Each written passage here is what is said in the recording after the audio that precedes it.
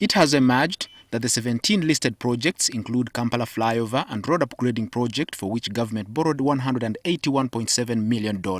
Of that, only $30.9 million has been spent and $150.8 million unspent. The country stands to lose $108 million if it's cancelled. For Busega-Mpigi Express Highway, government borrowed $150.8 million, spent $26.6 million, $124 unspent, and risks to lose $93 million if the project is cancelled. For TIRINYI-PALISA-KUMI KAMONKOLI Road, government borrowed $120 million, spent $85.8 million, $34.1 still unspent, and government will lose $97.4 million on cancelling the project. For Chenjojo, Hoima, Masindi, Chigumba Road, valued at $112 million, government has so far spent $54.3 million, $57.9 million still undisbursed, and the value of risk is at $96.2 million. For Musizi Hydropower Station, government borrowed $90 million, has not spent a shilling, and looks to lose $81.1 million.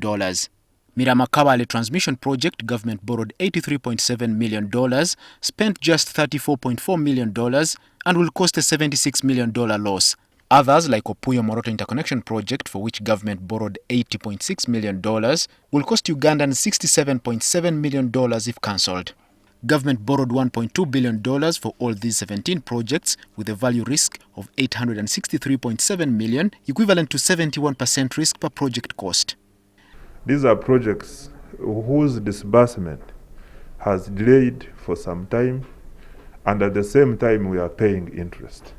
The Budget Committee's majority report agrees with government's decision to renegotiate or cancel these projects, but after assessing an impact to the benefiting communities.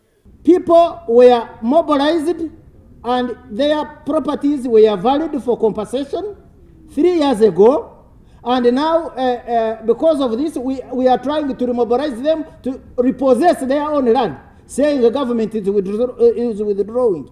It is the considered opinion that Parliament undertakes oversight and accountability through inquiry into each of the risky projects with the intention of understanding the impact of the cancellation of the projects on beneficiary communities, drawing lessons and informing considerations of future projects. This will also assess the reasons advanced by government for projects that are critical to the lives of Ugandans. Where the probability of success is unforeseen, is totally not seeable, then they are abandoned.